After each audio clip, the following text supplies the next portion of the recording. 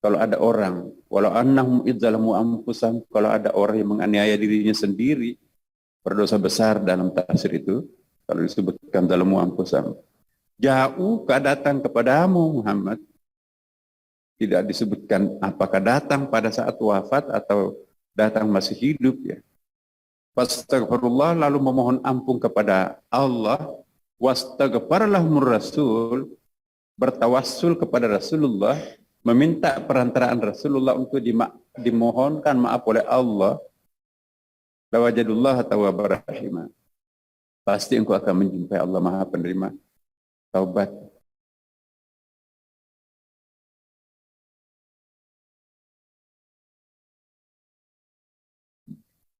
Bismillahirrahmanirrahim. Assalamualaikum warahmatullahi wabarakatuh.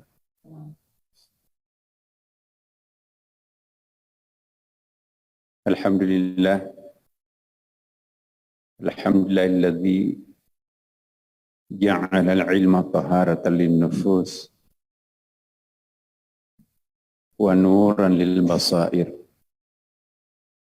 wa hadiyan ilal jannah. Asyhadu an la ilaha illallah wa asyhadu anna Muhammadan abduhu wa rasuluh. Sahibul burhan. Allahumma salli wa sallim ala sayyidina wa habibina wa syafi'ina wa maulana wa asba'ina qurrata a'yunina Muhammadin sallallahu alaihi wasallam. Amma ba'd. Yang sama-sama kita muliakan, kita doakan panjang umur dan senantiasa membimbing kita para guru kita. Al-Mukarram, guru kita yang ada di hadapan kita semuanya.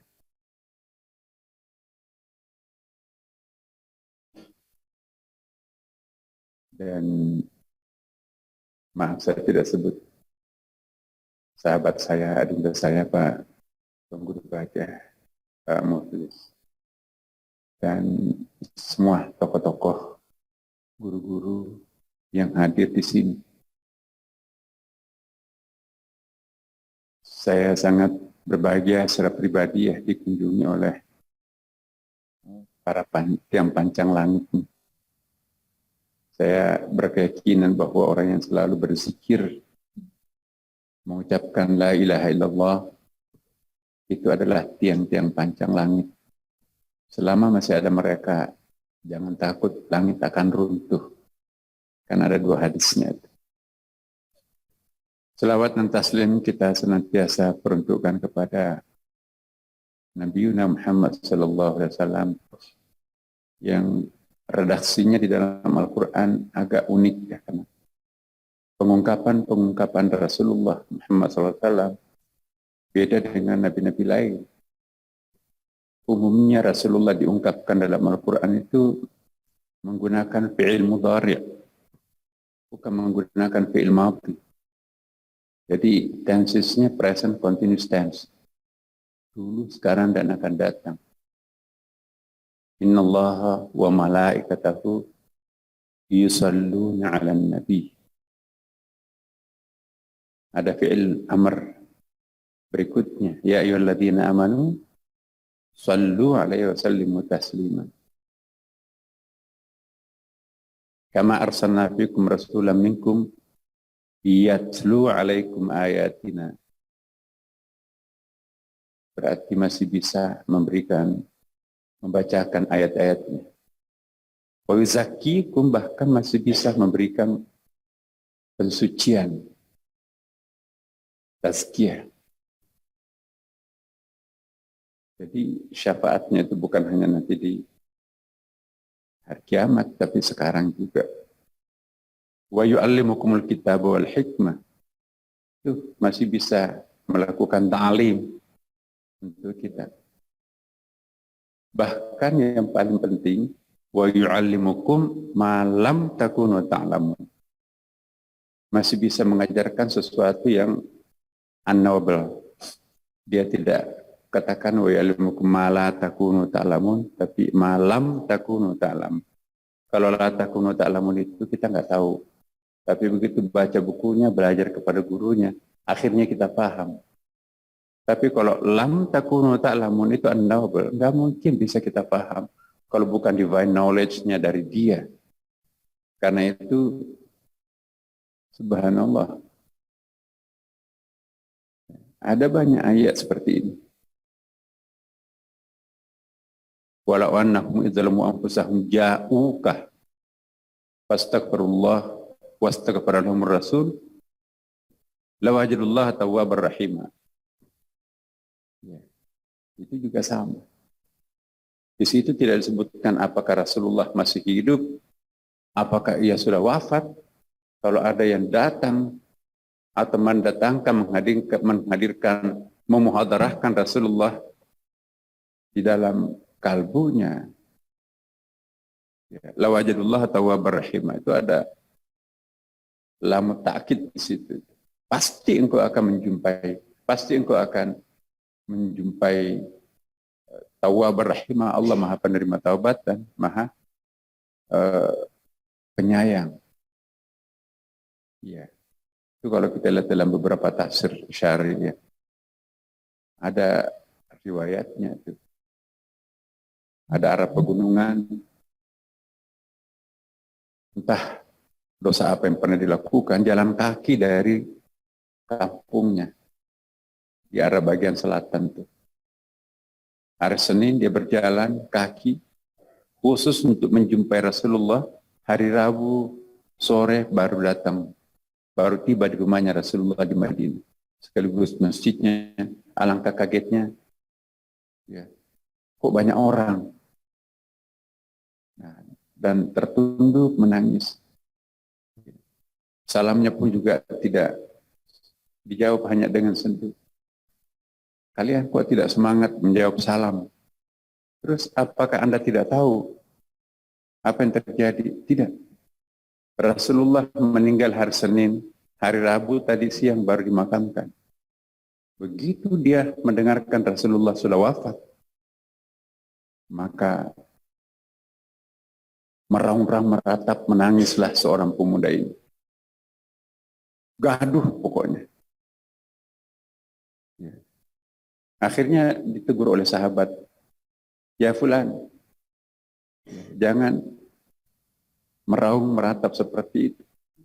Bukankah Rasulullah pernah bersabda, yu'adzibul mayyit bi baqa'i ahlihi.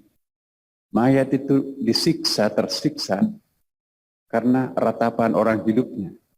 Aku juga tahu hadis itu. Tapi kalian tahu, saya baru saja melakukan dosa besar. Tidak mungkin Tuhan mengampuni dosa saya.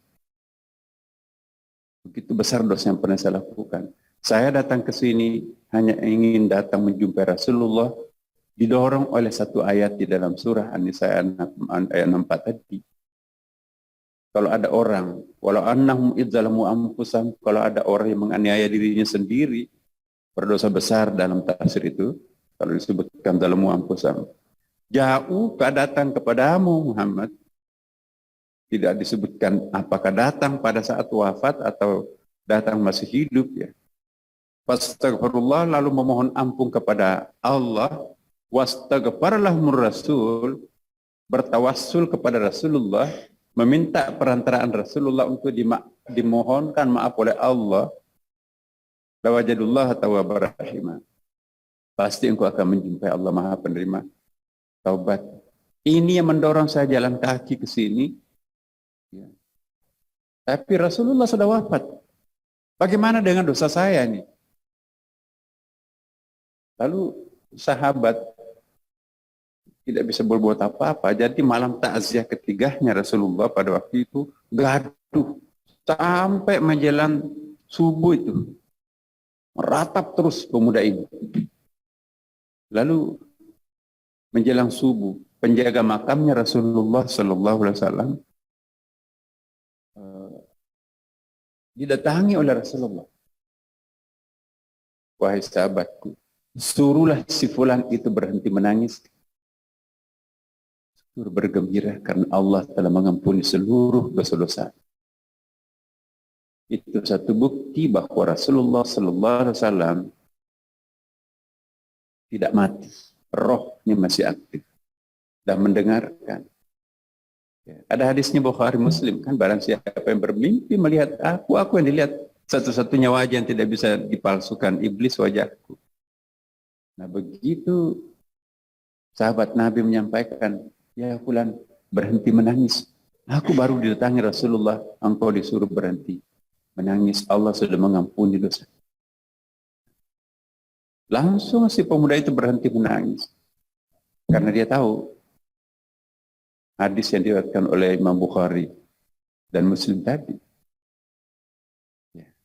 Jadi ini juga sekaligus mengingatkan kita ya bahwa orang-orang tertentu seperti tadi yang disampaikan oleh yang mulia guru kita Pak Tuan Guru Baja ya.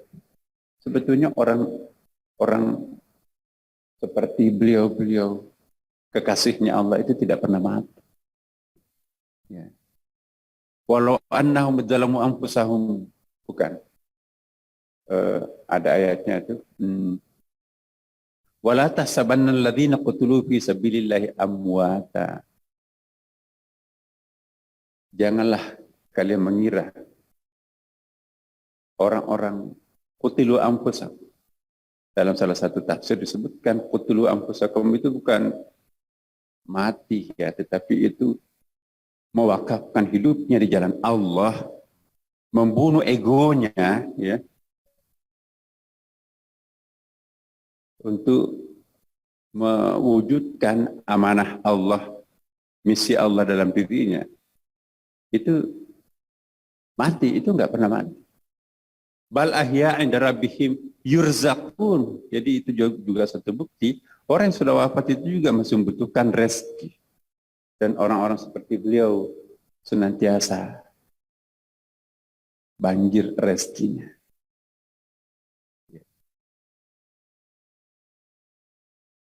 Maka itu Bapak Ibu sekalian, hati-hati.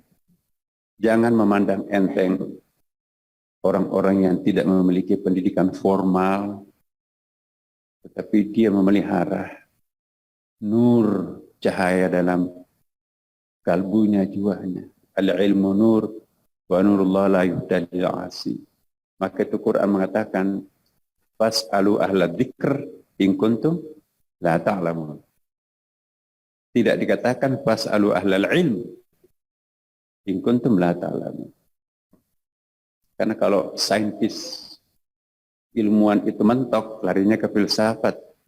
Tapi kalau para filosof itu mentok, larinya kepada siapa lagi kalau bukan ahli zikir. Berarti the highest level itu ialah ahli zikir. Kenapa? Karena dia dekat dengan Allah Subhanahu wa taala. Jadi semakin kita dekat dengan Allah Subhanahu wa taala, nanti kita akan dengarkan dari para guru kita bagaimana mendekatkan diri kita kepada Allah, bagaimana mencari Allah, apakah naik ke langit atau go deeper. Nah, disinilah tasawuf nanti juga akan mengingatkan kepada kita bahwa jangan mencari Tuhan terlalu jauh, karena huwa aqrabul lahi min hablil warid. Ya kan? The deeper you go in your side, in your guard, in your heart, semakin dalam Anda pergi ke dalam dirinya sendiri, the closer you are of your God, maka semakin dekat kalian kepada Tuhan. Karena itu, inilah ulama kita. Dia salah satu cirinya ulama-ulama seperti beliau ini, dia tidak pernah mempopulerkan, mencari popularitas. Iya. Majhulun fil ard, ma'lumun fis sama. Enggak ada yang kenal di bumi tapi selebriti langit. Kita di sini banyak selebriti. Ulama selebriti di mana-mana ada medianya. Tapi majhulun fis sama, enggak ada penghuni langit yang kenal. Nah, ciri-ciri ulama yang ma'lumun fis sama ini, satu, tidak pernah mati. Kehadiran kita di sini banyak seperti ini, itu bukti bahwa almarhum dia enggak mati. Apa sih yang dimaksud mati? dalam Quran itu diisyaratkan dua macam kematian. Mati dalam arti berpisahnya nyawa dengan tubuh. Tapi ada juga pengertian lain. Mati ialah kembalinya roh kepada Allah Subhanahu wa ta'ala. Itulah yang disebut sesungguhnya inna lillahi wa inna ilaihi raji'un. Jadi kalau kita mampu mengembalikan roh pada Allah Subhanahu wa ta'ala, menyatu, fana, bahkan nanti baka, itu sudah mati. Ya. Inilah yang disebut ya, mutu qabla an tamutu, matilah kalian sebelum mati. Man qara la ilaha illallah fi akhir hayatihi dakhalal jannah. Latihanlah mati. Barang siapa di akhir hidup di akhir kesadarannya sebelum tidur ya, pengantar tidurnya itu la ilaha illallah. Dan itu setiap saat dilakukan, setiap mau tidur, itu artinya riyadhahnya itu nanti akan menjadi kebiasaan pada akhir hayatnya juga husnul khatimah. Bagaimana kita akan mengucapkan la ilaha illallah di akhir hayat kita? Pengantar tidur kita setiap malam lagu dangdut, ya kan? Film-film. Padahal kita diminta mutu qabla an tamutu, latihanlah mati sebelum mati sesungguhnya. Iya. Mati itu kan apa sih Bapak Ibu teman-teman? Sebelah kanan alam arwah, alam arham. Di sini alam fana. Di sebelah kamar sebelah itu ya alam barzah. Jadi roh itu tidak pernah mengalami kematian. Roh itu abadi. Apa itu abadi? Diawali ketiadaan dan tidak diakhiri ketiadaan. Allah itu wujudnya azali, tidak diawali dan tidak diakhiri ketiadaan. Alam ini hawadits diawali dan diakhiri ketiadaan. Dengan demikian Bapak Ibu sekalian, kalau orang faham dialektik seperti ini, tidak perlu takut mati. Bukankah atau jangan sampai memang lebih banyak pencinta sejati, the sun lover yang menunggu kita di alam barzah daripada cinta-cinta palsu yang mengitari kita di dunia ini. Di situ ada orang tua kita kan. Di situ ada eyang kita, di situ ada guru-guru paling ikhlas kita mengajari kita alif batas. Jadi kita jangan takut mati sebab kita dijemput oleh cinta yang sangat tulus di sana. Nah, karena itu saya juga prihatin kenapa orang sekarang ini malas belajar tasawuf. Ya. Orang yang malas belajar tasawuf, hatinya kering. Salat, tapi hanya ahlu ta'ah. Terbebani oleh ibadah. Orang yang mencintai tasawuf, dia akan mencintai ibadah. Why do you pray? Because we have to pray. Why do fasting? Kenapa Anda puasa? Kita wajib puasa. Tapi kalau ahlul ibadah ditanya, why do you pray? Kenapa Anda salat? Aku mencintai salat. Aku mencintai puasa. Lihat diri kita. Selama kita masih terbebani ibadah, maka kita masih ahlul ta'ah. Nah, para guru kita, dia malah enjoy dengan ibadah. Sebelum salat zuhur sudah siap-siap menjemput azan di masjid. Kita kan rata-rata salat akhir waktu. Udah sebentar masih banyak waktu. Makan dulu, seminar dulu, tanggung. Itu ciri-ciri ahlul ta'ah. Bukan ahlul ibadah. Akal bisa memberikan justifikasi pembenaran. Tapi orang tua kita, sepenting apa sih urusan itu? Mana lebih penting? Allah Subhanahu wa ta'ala. Tapi di atas langit masih ada langit. Ada lagi yang disebut dengan ahlullah. Ahlullah itu sudah nggak ada beban sama sekali. Ahlullah itu ya menganggap surga itu hijab. Ya Allah bakar surga itu. Aku tidak butuh surga.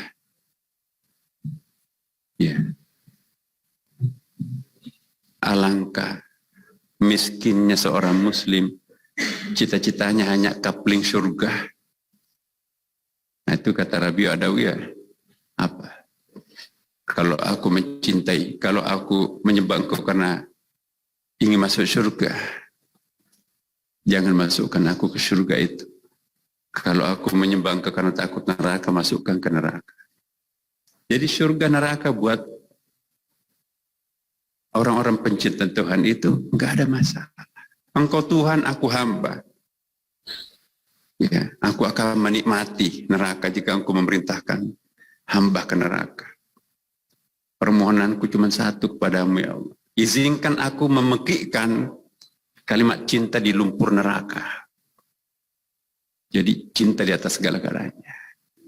Nah kalau orang sudah dalam genggaman Tuhan masih perlu surga enggak? Buat apa? Nah karena itu kita memang mencari dan terus mencari. Jangan berhenti pada wukuf. Banyak orang mencari Tuhan, baru sampai di tingkat wukuf, disangkanya sudah wusul. Wukuf itu halte, belum finish. Nah kita ingin wusul bukan wukuf. Wukuf di Arafah belum selesai. Masih ada mabit di Musdalifah, masih ada di Mina kan. Nah jangan sampai kita menganggap, oh ini puncak, padahal ada qurbun nawafil, ada qurbul faraid. Nah, kayak apa itu? Kalau orang menggunakan mata Tuhan, al-basirahnya Tuhan, Allah itu qurbun nawafil. Tapi kalau orang sudah menggunakan ainullah untuk melihat, uzunullah untuk mendengar, baru sampai kepada qurbul faraid. Jadi di atas langit masih banyak langit, Bapak Ibu sekalian. Mari kita berguru kepada para orang tua kita. Dan saya ingatkan sebelum saya tutup, alangkah miskinnya seorang murid kalau gurunya hanya orang hidup.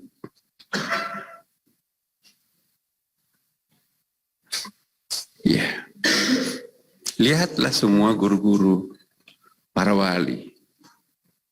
Seminarnya dengan orang-orang yang sudah ratusan tahun wafat. Ya, di dalam kitab Al-Mubasyiratnya Ibnu Arabi. Masya Allah. Apa yang disebut dengan alam barzakh di situ. Jadi alam khayal menurut istilahnya Imam Al-Ghazali. Ya, alam khayal menurut istilahnya Al-Ghazali, Imam Al-Ghazali. Dan alam mithal menurut Ibnu Arabi. Di situ ada ternyata penghuninya. Jadi orang yang suka naik turun naik mi'raj, itu akhirnya akan berkenalan dengan para penghuni alam mithal itu. Maka dia akan belajar terhadap mereka. Guru yang paling sejati, sangat ikhlas, adalah para penghuni alam-alam hayal atau alam mithal. Siapa di antara mereka itu? Ada guru-guru kita di sana. Jadilah anak spiritual terhadap para mereka itu. Inilah harapan kami, dan sekaligus mohon maaf Bapak Ibu sekalian kalau ada pelayanan kami ini seandainya tidak berkenan, kurang pas. Kami menyiapkan ruangan ini kalau seandainya setiap saat ingin melakukan pengkajian seperti ini. Kami sudah seperti saudara dengan Tuan Guru Baja, Adinda Pak Muhlis. Mari kita menjadikan Masjid Istiqlal ini sebagai oase spiritual untuk membasahi batin kita. Setiap malam Jumat di sini ada selawatan istighasah, ada tahanus renungan, dan di sini juga insya Allah setiap 2 bulan kita lakukan tadabbur alam. Kita memang ke puncak atau ke pantai, tapi melakukan sesuatu ya. Kita mencontoh apa yang sering dilakukan oleh para ulama-ulama kita, mengasingkan diri dari keramaian kota, membersihkan pikiran kita dari materi, uang, kepentingan sesaat, dan seterusnya. Kita mencoba untuk membersihkan masa lampau kita dengan cara membayangkan, ya seolah-olah kita akan mencapai apa yang kita sering sebut di sini sebagai kiamat kubra secara hakikat. Kiamatul kubra secara hakikat, manakala kita sudah sampai kepada apa yang disebut dengan qurbul faraid. Demikian Bapak Ibu sekalian, semoga ada manfaatnya. Wallahul muwaffiq. Wassalamualaikum warahmatullahi wabarakatuh.